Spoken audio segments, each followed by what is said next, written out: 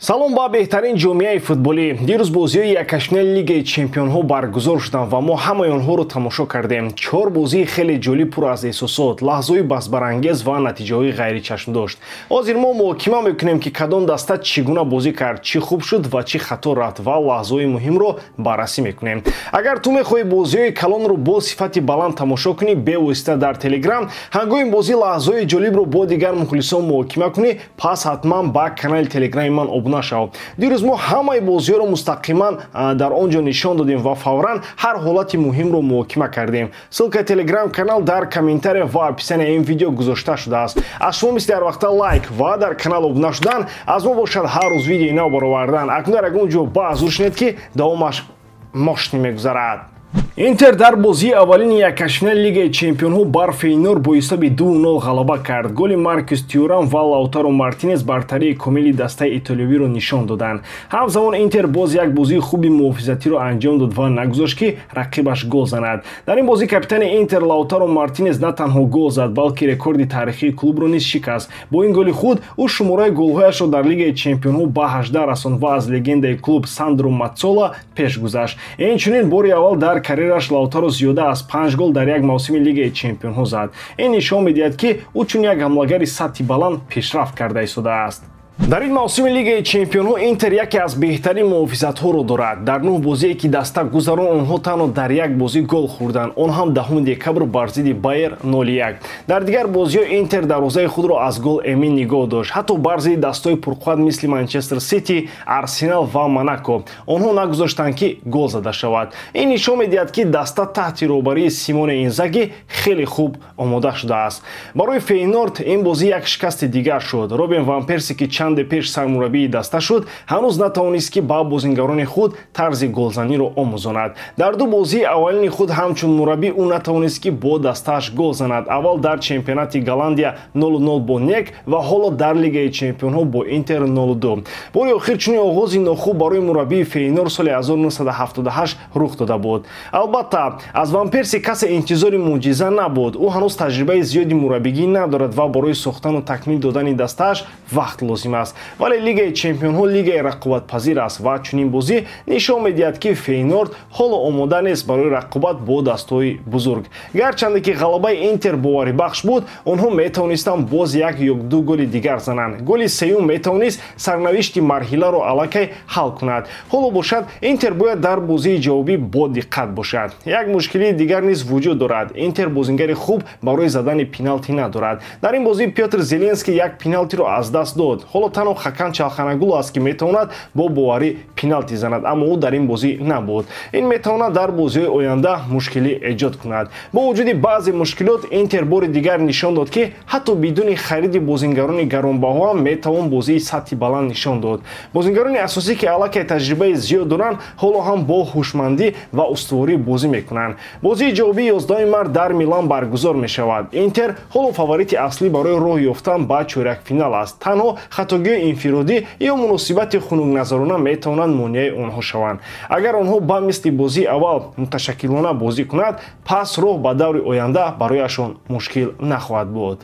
Бавария дар нахустин бозии якашнали лигаи чемпионҳо бо ҳисоби калон 3-0 Байерро мағлуб кард ва нишон дод ки дар лаҳзаҳои муҳим дастаи таҷрибадор чӣ гуна бояд бозӣ кунад. ду голи Харри Кейн ва зарбаи дақиқи Ҷамал Мусиала тамоми имкониятҳои рақибро аз байн бурданд. ғайр аз ин, нокомии Байер дар ҳамла ва хориҷ шудани Норди Мукеле бозиро пурра таҳти назорати мюнхениҳо гузошт. ин пирӯзӣ барои Бавария аҳамияти хос дошт. онҳо аввалин бор аз соли 2022 насиби ғалаба бар Байер шуданд. дар 6 бозии охир байни ин дастаҳо мюнхениҳо натавонистанд ғолиб шаванд. 3 бозиро бохтанд ва 3 бор мусовӣ карданд. аммо ин дафъа онҳо на танҳо ғалаба карданд, балки рақибро комилан аз роҳ бароварданд. акнун бозии ҷавобии 11 март баргузор мешавад ва бо чунин натиҷа Бавария аллакай як пой дар чорякфинал дорад.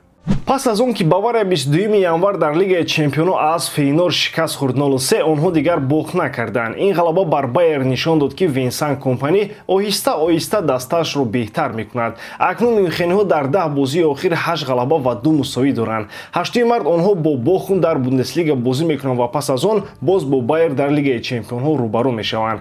Бавария дар ин бозӣ комилан бартарӣ дошт. дастаи Компани 17 зарба зад ки 6 тоаш ба дарвоза расид. Байер бошад ҳамагӣ 2 ё 3 зарба зад. Манбаъҳои гуногун маълумот медиҳанд ва танҳо яктои он ба самти дарвозаи Нойер расид. Ягона лаҳзаи хафноки Байер дар дақиқаи 14 буд, вақте ки Дайо Упамекано хато кард ва Джереми Фрипонг як имконият пайдо кард, вале Нойер онро хунсардона бартараф намуд. Пас аз он Байер дигар чизе нишон дода натавонист.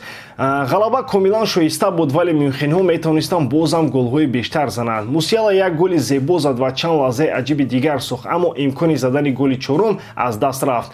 Байер дар ин бозӣ заиф ва тарсончак бозӣ кард. Бо ин сатҳи футбол Хаби Алонсо ҳанӯз омода нест ки ба Реал равад. Дастаи ӯ ҳамеша дар бозиҳои муҳими топ натавонистааст муваффақ шавад. Ин бозӣ ба финали соли гузашта бар зидди Аталанта монанд буд, ки онҷо низ Байер дар лаҳзаи муҳим ноком шуд. Бавария нишон медиҳад ки мехоҳад то ба финали Лигаи Чемпионҳо, ки имсол дар Мюнхен баргузор мешавад, расад. Онҳо дар лаҳзаи зарурӣ ба нишон додани бозии беҳтарини худ оғоз карданд. Компани пеш аз бозӣ гуфта буд ки Байерро танҳо бо ҳамлаҳои босуръат ва партофтанҳои рост ба қафои муҳофизат шикастан мумкин аст ва ӯ маҳз ҳаминро кард. Ҳеҷ гуна хатарнокии беҷо дар худи майдони худ, ҳеҷ гуна бозии хафнок дар зери фишори рақиб. Ҳамааш равшан ва бо нақшаи муайян иҷро шуд. Дар дақиқаҳои аввал Бавария ҳуҷумҳои тези ростқавлона анҷом дод ва баъд аз гирифтани бартарӣ тадриҷан бозиро таҳти назорат гирифт. Ин дақиқан ҳамон аст ки як дастаи беҳтарин бояд иҷро кунад. Бо чунин сатҳи бозӣ Бавария худро як довталаби ҷиддӣ барои унвони қаҳрамонӣ дар Лигаи Чемпионҳо нишон медиҳад. Бозии ҷавобии 11 март аст, вале дар назар мерасад ки Бавария аллакай корашро анҷом додааст. Ширкати Азия Маркет хурсанд кардани харидорони худро идома медиҳад ва акнун ба ҳамаи доруҳо то 25% таъфиф эълон менамоянд. Доруҳо барои баровардани риши мӯи сар, гирифтани вазн, бақувват кардани иммунитет ва қавӣ гардонидани мардонагӣ. Ҳама ин доруҳо тартиби табиӣ дошта сифаташон олӣ аст ва чӣ тавре ки гуфтем, айни ҳол 25% арзонтар мебошанд. Барои фармоиш ба рақамҳои дар экран буда занг занед ва ин имконияти хубро аз даст надиҳед. Азия Маркет, кафолати тансиятии шумо. Лигаи Чемпионҳо бори дигар нишон дод ки танҳо доштани тӯб ва бартарии оморӣ барои ғалаба кофӣ нест. ПСЖ яке аз беҳтарин бозиҳои худро анҷом дод, вале дар майдони худ бо ҳисоби 0-1 аз Ливерпул мағлуб шуд. Чӣ тавр бозӣ гузашт? Парижиҳо ҳамлаи фаъолона карданд ва якчанд имкониятҳои хуб доштанд. Дар дақиқаи 21 Хвича Кварацхелия ҳатто гол зад, вале довар онро бинобар офсайд бекор кард. Голи ягонаи бозӣ дар дақиқаи 87 зада шуд. Харви Элиот, ки ҳамагӣ як дақиқа пеш ба майдон баромада буд, пас аз иваз кардани Муҳаммад Салоҳ голи ғалабавӣ ба сама расон. Ин ҳам дар ҳолате ки Ливерпул то ин лаҳза танҳо як зарба ба тарафи дарвоза дошт. Дастаи Луис Энрике рақибро аз рӯи омол комилан мағлуб кард. Зарбаҳо 28-2 ба тарафи дарвоза 9-1. Идораи тӯб 65-35%, зарбаҳои кунҷӣ 14-2, ҳамлаҳо 84-26, дақиқи партофту 92-77%. Бо чунин бартарӣ бохтани бозӣ хеле аламовар аст. Парижиҳо метавонистанд чанд гол зананд, вале дақиқӣ намерасид. Ливерпул бошад танҳо як лаҳзаро истифода бурд ва бурд кард. Ин аввалин пирӯзии Ливерпул дар майдони ПСЖ дар таърихи мусобиқоти аврупоӣ буд. Пеш аз ин онҳо дар 5 бозӣ ҳеҷ гоҳ дар Париж ғолиб нашуда буданд. 2 мусовӣ, 3 бохт. Ғайр аз ин Ливерпул бори охир дар Фаронса 16 сол пеш ғолиб омада буд. Дар соли 2008 Марселро 2-1 дар даври гурӯҳии Лигаи Чемпионҳо мағлуб карда буданд. ПСЖ аз 26 ноябр бозии худро набохта буд. Охирин бохти онҳо дар Лигаи Чемпионҳо ба Бавария 0-1 буд. Пас аз он парижиҳо 22 бозӣ бебохт анҷом доданд, ки 10 тои охир ҳамааш ғалаба буд. Дар пеш ду бозии муҳим қарор дорад. 8 март муқобили Рен дар чемпионати Фаронса ва 11 март бозии ҷавобӣ бо Ливерпул дар Энфилд. Бозӣ хеле ғайричашмдош гузашт. ПСЖ бозии пурраро назорат мекард, вале натавонист гол занад. Ливерпул бошад шояд яке аз бадтарин бозиҳояшро анҷом дод, вале бо вуҷуди ин ғолиб омад. Дастаи англисо бисёр хасташуда ба назар мерасид. Одатан онҳо дар қисми дуюм хеле хуб бозӣ мекунанд, вале имрӯз таоман аз ҳуҷумҳо кор намебаромад. Агар Алисон ва ивазкуниҳои Арнест Лот намебуданд, эҳтимол бозӣ бо ҳисоби калон ба фоидаи ПСЖ анҷом мешуд. Ҳамчунин доварӣ низ баҳснок буд. Доварони итолиёвӣ ба назар мерасид ки тарафи англисоро мегирифтанд. Дар қисми аввал фоли Ибраҳим Конате ба Баркалия метавонист корти сурх бошад, вале довар ҳатто варро истифода набурд. Рио Фердинанд дар ТНТ Спорт тамоми бозиро мегуфт ки ин ҳолат бояд корти сурх медошт ва бо ӯ розӣ шудан мумкин аст. Дар бозии ҷавобӣ вазъ тамоман дигар хоҳад буд. ПСЖ имкони хуби пирӯзӣ дар Парижро аз даст дод ва акнун дар Англия онҳо бояд хеле сахт меҳнат кунанд. Ливерпул дар майдони худ хеле хатарнок бозӣ мекунад ва боз ҳам муҳофизакорона намебозад. Аммо дар футбол ҳамаи чиз имконпазир аст. Имрӯз бахт ба Ливерпул ёрӣ дод, вале кӣ медонад ки дар бозии ҷавобӣ чӣ мешавад? Ин ҳамагӣ як гол фарқият аст ва мубориза ҳанӯз тамом нашудааст. Дар охир ин бозиро метавон бо суханони сармураббии машҳур Хорхе Санпауло, ки он вақт мунтахаби Чилиро роҳбарӣ мекард, бигӯем. Ӯ мегӯяд: як рӯз ман бо як духтар ба бар рафтам. мо тамоми шаб гап мезадем, шӯхӣ мекардем, механдидем. Ман барои ӯ чанд коктейл харидам. Соати 5 саҳар як бача вориди бар шуд. Духтарро аз дасташ гирифт ва ба ҳоҷатхона бурд. Онҳо он ҷо бо ҳам монданд ва баъд духтар бо ӯ рафт. Аммо ин муҳим нест, зеро қисми зиёди шаб ӯ бо ман буд. ин гапҳо чӣ маъно доранд, бародарон?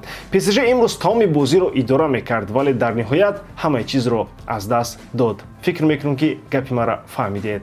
Каталониё боз як ғалабаи муҳимро ба даст оварданд ва силсилаи бебохтии худро дар Лигаи Чемпионҳо идома доданд. Ҳарчанд Барселона дар дақиқаи 21 пас аз корти сурхи Пау Кубарси дар майдон 10 нафар монд, даста тавонист тактикаи худро тағйир диҳад ва бо шарофати голи Рафина дар қисми дуюм бо ҳисоби 1-0 ғолиб ояд. Бозӣ барои Каталониё вазнин оғоз шуд. ҳимоятгари ҷони даста Пау Кубарси дар дақиқаи 21 корти сурх гирифт ва Барселона маҷбур шуд, ки бо 10 бозингар то охири бозӣ мубориза барад.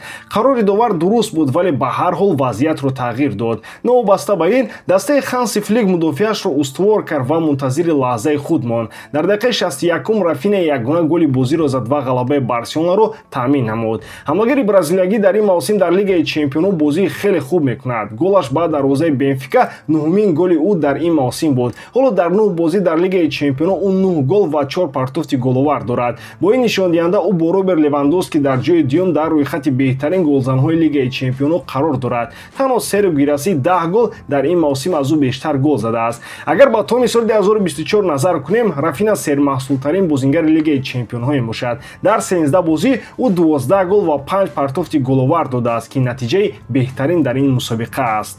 охирин бохти Барселона 21 декабри соли 2024 буд, вақте ки онҳо бо ҳисоби 1-2 бар Атлетико дар Ла Лига мағлуб шуданд. аз он вақт 13 ғалаба ва 3 бозии мусовӣ доранд. акнун Каталониё 8 март дар Ла Лига бо Осасуна бозӣ мекунанд ва 13 март дар Олимпийский бозии ҷавобӣ бо Бенфикаро мегузаронанд. бозии Барселона ва Ливерпул хеле монанд буданд, вале як фарқияти муҳим доштанд. Ливерпул бо ҳайати пурра бозӣ кард, вале тактикаи муҳофизатиро интихоб намуд, зеро бозии хуб нишон дода натавонист. Барселона маҷбур шуд тактикаашро тағйир диҳад, зеро аз дақиқаи 21 як бозингарашро аз даст дод.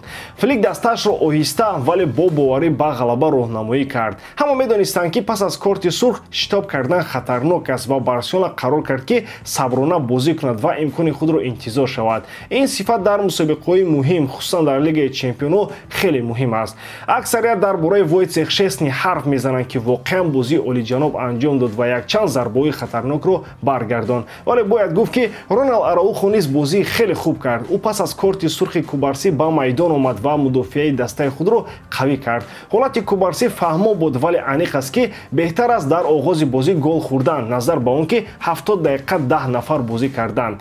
Барселона дар чанд соли охир борҳо бо чунин мушкилот рӯбарӯ шудааст. Барса дигар мисли 2 соли пеш нест. чизи асосие, ки ин бозӣ нишон дод, Барселона акнун характери чемпионӣ дорад. ҳатто вақте ки даста дар вазъияти бад қарор гирифт, онҳо ҳушёр ва сабур монданд, мудофиа карданд ва голи худиро ёфтанд. Бенфика собит кард, ки дастаи хатарнок аст, вале дар бозии ҷавобӣ онҳо бояд ҳуҷум кунанд ва дар монҷӯик ин барои онҳо осон нахоҳад буд. Флик ва дастаи ӯ бо боварӣ пеш мераванд. ба ҳамин тамом боридорам, ки ҷодкории ман ба шумо писанд меояд. лайк, комментария ва дар канал обуна шуданро аз ёд набароред. бо шумо мисли ҳар вақта Муҳаммад Гаиров. хайр бародарон, дар паноҳи Аллоҳ.